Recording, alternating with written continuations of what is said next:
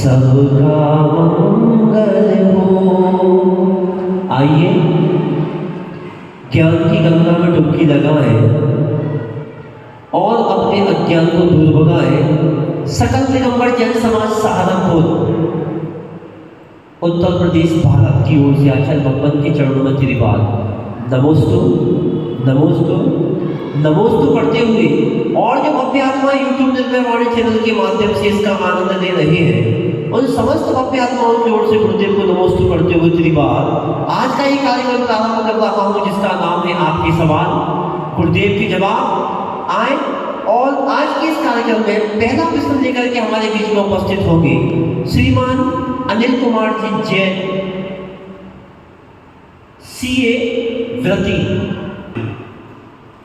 परम पूज्य गुरुवर, आगम में ये कथन है कि मन वचन काया की जो क्रियाएं हैं उस पर जीव नियंत्रण करे, उन पर संयम धारण करे।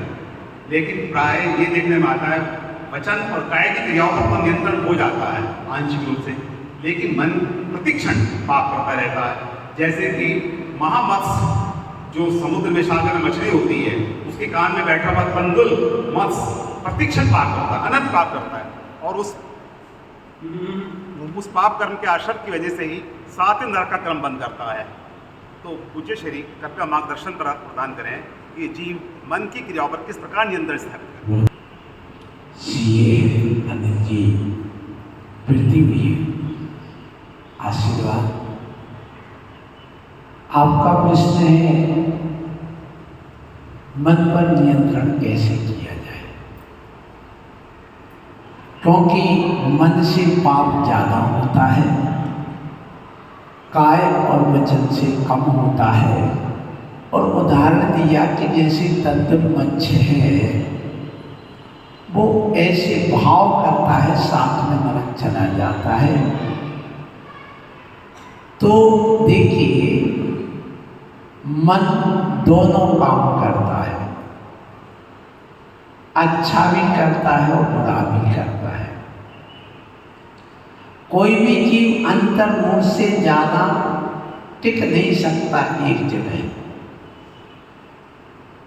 अंतर्मुख मुश्किलें से परिणाम कसाय परिणाम बदल ही जाते हैं। तो मन को वश में करना है। मन में को वश में करने के लिए सबसे पहले ये कहा गया कि संकल्प से बनो।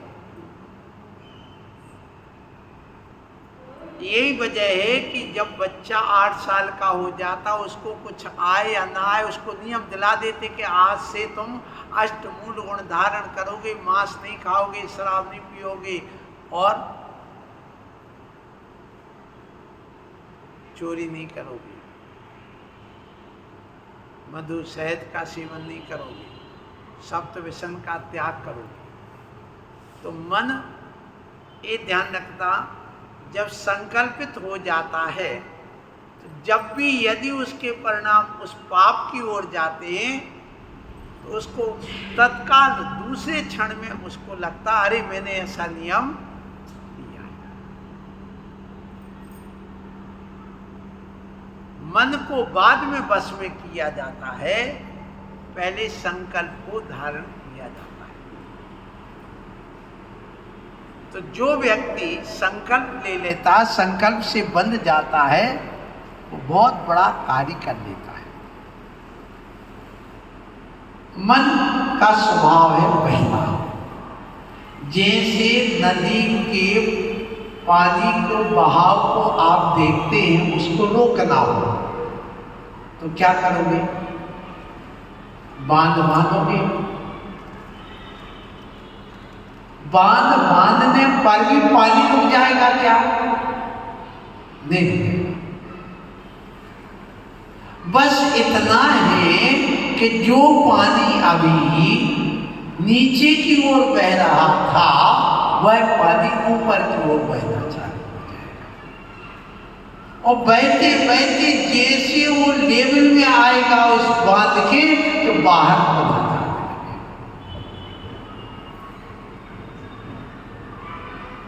तो मन का स्वभाव पानी के समान निरंतर प्रवाहमान है। तो जैसे बांध बांधा, जितना मजबूत बांध होगा उतना तुम पानी इकट्ठा कर लोगे, उतना ऊपर तक ले जाओगे। जैसे तुम्हारे यहाँ टेहरी डैम है, सबसे ऊंचा बांध है, कितने मीटर? 240 मीटर ऊंचाई है उस टेहरी में। 265 है, भरता है 240। इतना पानी भर जाता है, उसकी मजबूती कितनी। तो जैसे उस पानी को बहाव नीचे रसा तक से जाने से रोकने के लिए बांध बांधा है, ऐसे पहले संकल्प लिया जाता है। संकल्प लेकर के फिर अभी वो मन रुका नहीं, मन तो कहीं ना कहीं जाएगा, तो अब वो ऊर्ध्वगामी होने लगा। मतलब जो हम पाप क्रिया की वो ले जा रहे थे, संकल्प लेने के बाद में अब हम अच्छे विचारों के लिए, अच्छे कार्य के लिए लगाना पड़ेगा। मन को बांध नहीं सकते, मन को बदल सकते। स्वाध्याय, प्रवचन, पूजा, ध्यान, प्राणायाम, ये मन को बदलने के साधन है। मन को तो भगवान भी नहीं रोक पाए, ना रोक पाएंगे। बस संकल्प लेकर के ऊपर की ओर चला गया, चला गया, चला गया। ऐसे अपने मन को ऊर्ध्वगामी बना, बस इतने कर सकते हैं। और जब हम इतना ऊर्ध्वगामी बना लेते हैं कि हमें केवल ज्ञान की प्राप्ति हो जाए। यदि वही मन साथ में नरक ले जाता है, निगोद ले जाता, तो वही मन केवल ज्ञान प्राप्त करता है। इसलिए पहले व्रत, नियम, संयम का इसलिए महत्व है। सो आप लोग एक तो व्रत, नियम, संयम लें कि मैं आज से सप्त व्यसन का त्याग करना, और मन चला भी जाए कोई बात नहीं, मन जाना जाता है, जाने दो, पर तन मत सोचो। काय, वांग, मना, कर्म होगा, ये सूत्र दिया है। इन तीन के माध्यम से कर्म का योग, संयोग, आश्रय होता है। अब विचार करना कि काय से ज्यादा पाप माना गया है कि मन से? काय से ज्यादा अपराध और पाप माना गया मनुष्य पर्याय है। कैसे? एक व्यक्ति है, अपने परिवार के साथ गया और बेटा है एक छोटा सा 4 साल का। वो कहता, मन में आया हलवाई की दुकान पर रसगुल्ला रखा, खा ले। मन में आया। उसके बड़ा बेटा है 22 साल का, सामने एक युवती खड़ी है, उसके मन में आया इससे प्रेम करो। अब क्या हुआ? उसने कहा उस लड़की से कि मैं तुमसे प्रेम करना चाहता हूँ। उस छोटे बालक ने पापा से कहा मैं रसगुल्ला खाना चाहता हूँ। मम्मी से कहा रसगुल्ला खाना, रसगुल्ला। दुकानदार पर कोई प्रभाव पड़ेगा? कुछ भी नहीं। उस लड़की पर कोई विशेष नहीं हुआ। अब मान लो लड़का उस लड़की को छेड़ दे तो क्या होगा? एक थप्पड़ पड़ जाएगा, जेल हो जाएगा। और वही जो छोटा बच्चा है जहाँ रसगुल्ला की बात करता, उसने उसमें से कढ़ाई में से निकाल को मुंह में दे दिया। अब क्या होगा? टैक्स भी लगेगा और पैसा भी देना पड़ेगा और थप्पड़ भी खाना पड़ेगा। अपराध किससे माना गया? बोलो, काय का अपराध ज्यादा माना गया था। इसलिए सुन लो, मन में यदि कोई विकार आए तो अतिचार, अतिक्रम, वचन में आए तो व्यतिक्रम, और काय में आए तो अनाचार, और बार बार आए तो अतिचार, वो भ्रष्टाचार। अतिक्रम, व्यतिक्रम, और अतिचार और अनाचार, कितने हो गए? 4। तो मन में आया तो वो अतिचार है, अतिक्रम। वचन में आए तो व्यतिक्रम, और काय में आए तो अनाचार। तो काय में मन आने दो। मन में आया प्रतिक्रमण कर लिया, पश्चाताप कर लिया, धुल गया। वचन में आया गुरु के पास निंदा आलोचना करा कर ली, पश्चाताप कर लिया, धुल गया। काय में आए तो प्रायश्चित लेना ही पड़ेगा। मन में आया प्यास लगी है, उपवास है, और पानी पी लिया तो अनाचार। काय में आ गया। इसलिए बस इतना ध्यान रखना, भले तंत्र मत्स्य का वहां उदाहरण दिया गया, लेकिन मनुष्य पर्याय में तो काय से प्रवृत्ति नहीं करना मन वचन में होती। कोई बात नहीं, मन जाता है जाने दो, तन मत छोड़ो, अर्थात संकल्प लेकर के उस तन को उसमें मत ले जाओ। मन कब तक जाएगा? अपने आप पास में आएगा, और पश्चाताप से वह पाप धुल जाएगा। आशीर्वाद। अगला प्रश्न लेकर के हमारे बीच में श्रीमान राजीव कुमार जी जैन, पेपर मिल वाले हैं, आए आकर के आज का अपना अगला प्रश्न करें। इसके बाद तैयार है श्रीमान दिनेश कुमार जैन अगले प्रश्न के रूप में।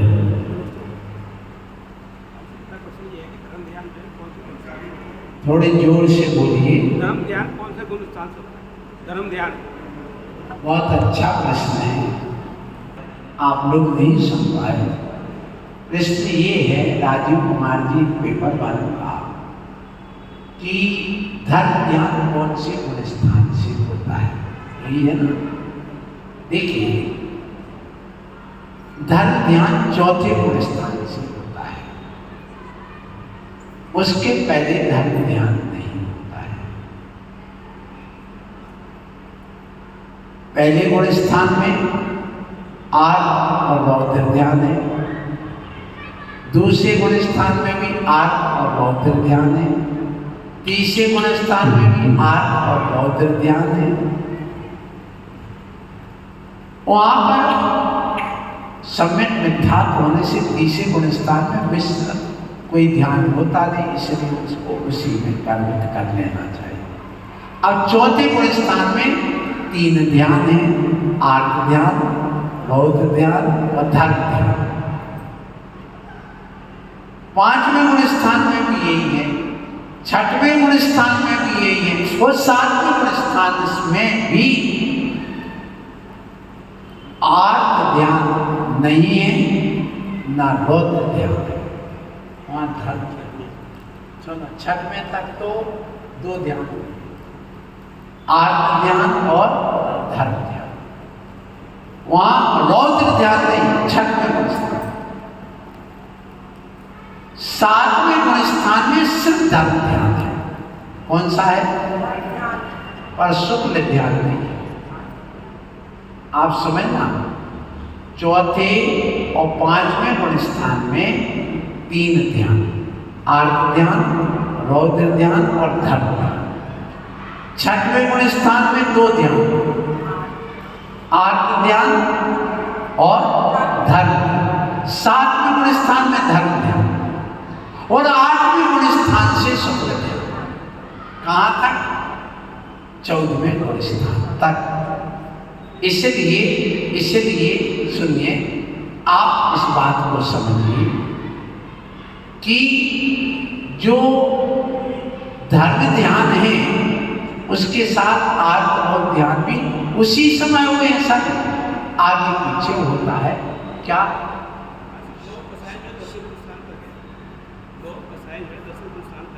सुनिए, बहुत अच्छा, इनका ये कहना है, बैठ जाओ, लोक कसाय 10वें गुण स्थान, तो जहां तक कसाय वहां तक धर्म ध्यान है। तो इस बात को धवला पुस्तक में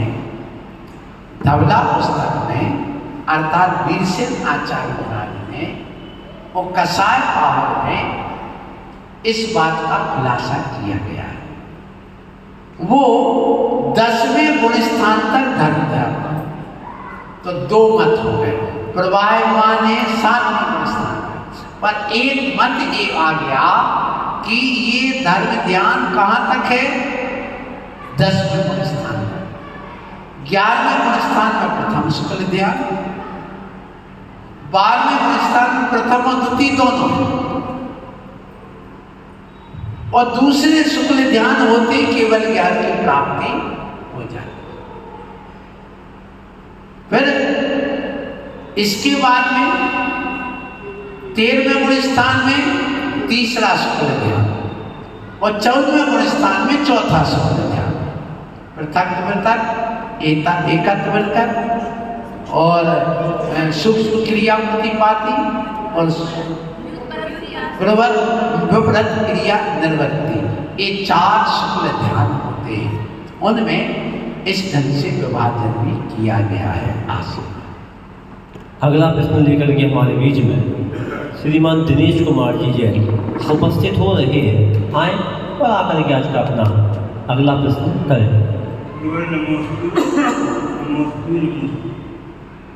मेरा प्रश्न तो नहीं है, जिज्ञासा है। मेरे एक अजीब से भाव उठते हैं लगातार। लगभग 30 वर्षों से मैं स्वाध्याय करता हूँ और कुछ हद तक संयम भी पालता हूँ। अब मेरे भाव ये होते हैं कि जितने संसार शरीर भोग है, इनको त्याग कर मैं कहीं एकांत में जाकर सब कुछ छोड़कर अपना ध्यान करूँ। तो ये मेरे भाव कैसे हैं? मैं भव्य हूँ या अभव्य हूँ? सुनिए, आपका प्रश्न है मेरे एकांत में जाकर के सब कुछ छोड़ने के भाव होते हैं। ऐसी स्थिति में मैं भव्य हूं कि अभव्य हूं? देखिए, ये भव्यत्व की निशानी है।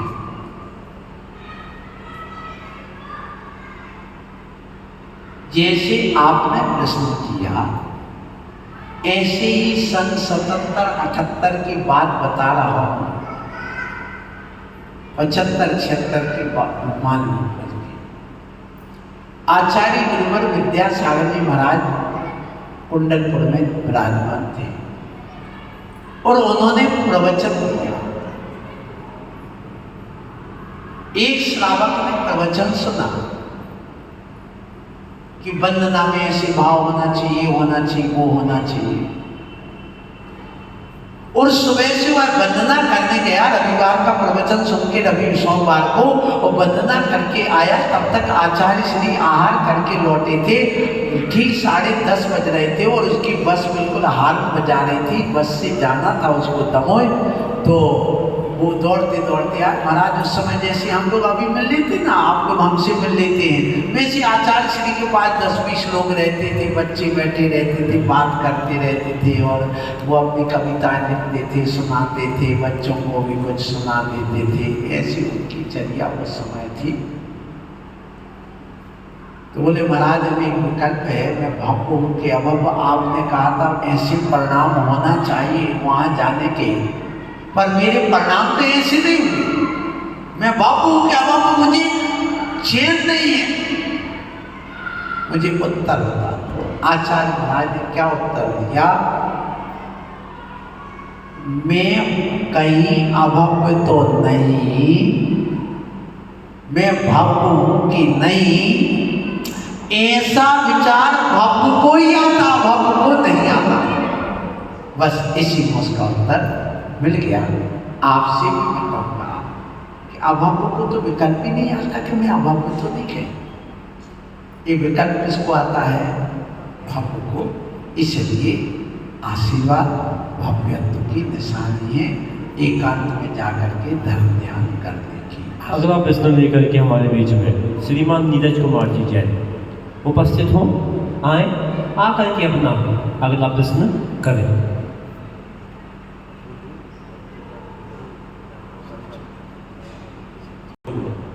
ऋषि, मेरा प्रश्न ये है कि जब भी मैं जाप करने के लिए बैठता हूँ तो मेरे मन में जाप का मन नहीं लगता, बल्कि इधर उधर की बातें मेरे दिमाग में चलती रहती है। तो मुझे क्या करना चाहिए ताकि मेरे जाप में मन लगे? और महाराज जी, अगर हम सिर्फ शब्दों से उच्चार करने हैं तो क्या उस करने में पुण्य लाभ होता है, मन ना लगे? सुनो, लगता है पूर्ण होता है। इसमें 2 प्रश्न हम दे देंगे। जब आप जाप कर रहे हो और मन नहीं भी लग रहा तो बैठे तो भी आपको पुण्य लगेगा। को लगेगा कि मन वचन काय इन तीन से कर्म का आश्रय होता है। आप वचन से जाप कर रहे हैं और तन से बैठे हैं तो दो प्रकार से आपका सुख क्रिया चल रही है। तदरूप तो पुण्य तो होगा, स्वभाव पुण्य से अस्वभाव पाप से। एक बात, मन संबंधी पाप का आश्रय हो रहा है तो पश्चाताप करने से, कायुषण करने से भी वह नष्ट हो सकता है। रही बात है कि जब आपको मन वश में करना है उस समय तो आप उसके अर्थ की ओर जाइए और जहाँ जैसे मान लो आप ऐसी माला लिए हैं और जहाँ मन भटकने लग जाए वहीं माला को रोक करके गहरी सांस लीजिए। उस नमो अरिहंताणम अनंत को याद करिए, नमो सिद्धाणम उसको करिए, मन को समझाइए, ये मन तू कहाँ जा रहा है, क्यों भटक रहा है। एक माला ही तो करना है कि आप जिंदगी भर भटकते हो गए, दिन भर भटकता, कम से कम 2 मिनट तो रुक जा और गहरी सांस लेकर के हो नमो अरिहंताणम नमो सिद्धाणम तो मन आपका एकाग्र होगा। और जैसे किसान खेत में जब घास फूस वो बीज बोता है तो उसके साथ घास फूस उग जाती है तो खुरपी लेकर के निकालता है। ऐसे जब ध्यान में बैठते तो ये घास फूस उगती है तो उसको अपने मन को पुनः परिमार्जन करने के लिए वो कचरा निकाला जाता है। माला रोक कर गहरी सांस लेकर के करोगे तो काम बन जाएगा। आशीर्वाद। आज का ये कार्यक्रम समाप्त हो उसके पहले श्री सार्थक जैन अपना प्रश्न लेकर के उपस्थित हो, आए अपना प्रश्न करें।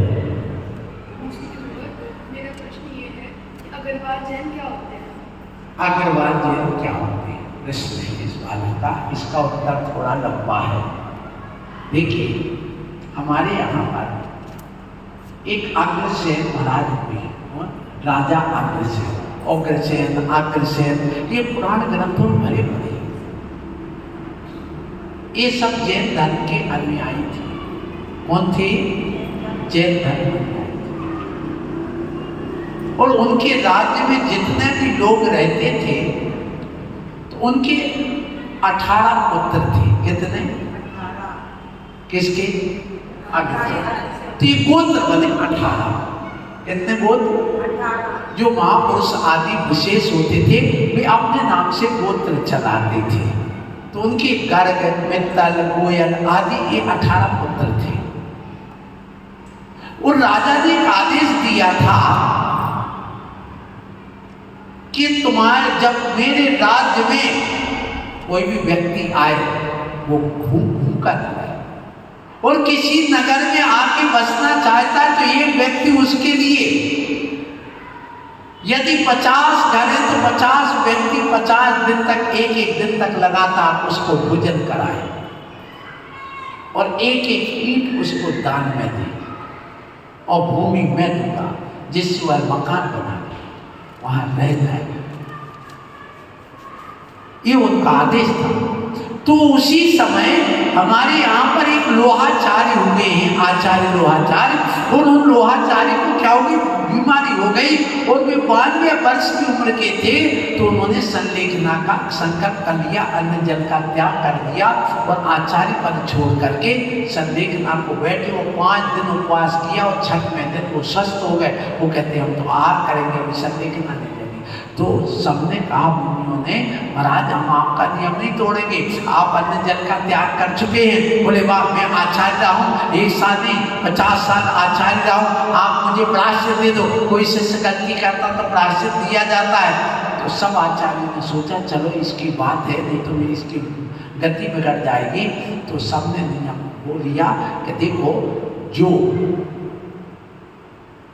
इन मुनि महाराज को आहार कैसे कराए, तो जो पहले से मुनि वो जैनी है वो इनको कोई भी आहार नहीं देगा।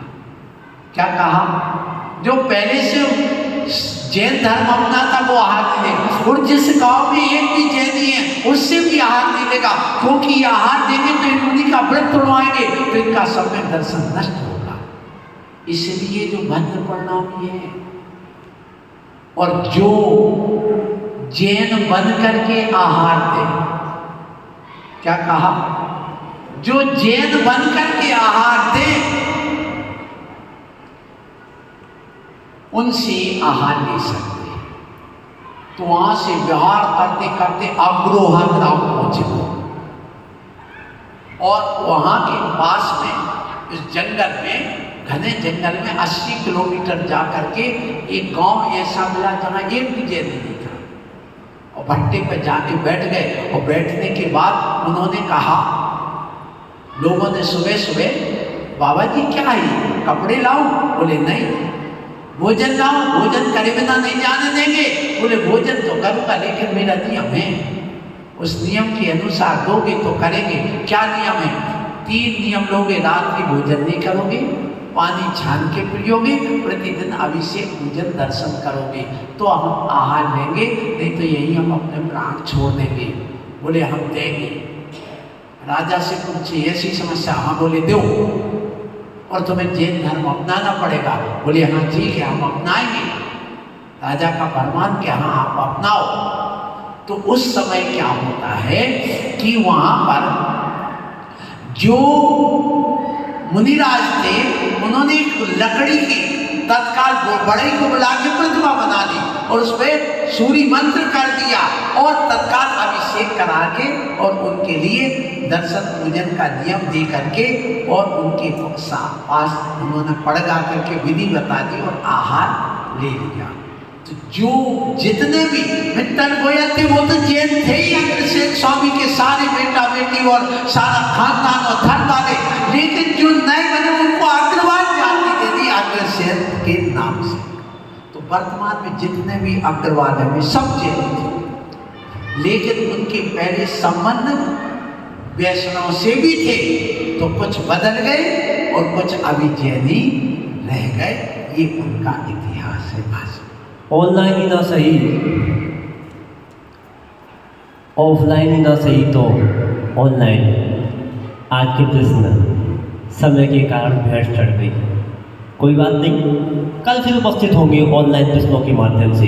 पहला प्रश्न रहेगा श्रीमती वर्षा जैन का और दूसरा प्रश्न रहेगा श्रीमती रिंकी जैन का। हमारा साथ, आपका साथ। और घड़ी भी कह रही है कि बज गए हैं 7:30। आज का कार्यक्रम यहीं पर समाप्त हो रहा है। समय के साथ कोई भी आपकी नहीं चलेगी, इस बात का ध्यान रखिएगा। आप सबकी ओर से गुरुदेव के चरणों में त्रिपाल नमोस्तु नमोस्तु नमोस्तु। कल निर्भय वाणी में आवास विकास कॉलोनी के माध्यम से उपस्थित होंगे प्रवचन के माध्यम से, और शाम को अगर रुकना हुआ तो आवास विकास कॉलोनी से उपस्थित होंगे, और नहीं होगा तो जंगल में होगा मंगल, और बिहार के साथ लेंगे आनंद उस कार्यक्रम का। आप सब लोग जुड़े रहें, आनंद लें, उसका कार्यक्रम का आनंद लेते रहें। और इस कार्यक्रम से जो भी लोग नहीं हैं, ऑफलाइन नहीं सुन सकते, कम से कम ऑनलाइन इसका उपयोग कर लीजिएगा। और अपने प्रश्नों को भेजने के लिए 89 890 45 590 8989 045 590 इस नंबर पर अपने प्रश्नों को भेज सकते हैं और शंकाओं का समाधान कर सकते हैं। आप इस चैनल पर सुनेंगे तो आपको मिल जाएगा, थोड़ी सी मेहनत कर लीजिएगा और इसका आनंद लीजिए। नमोस्तु नमोस्तु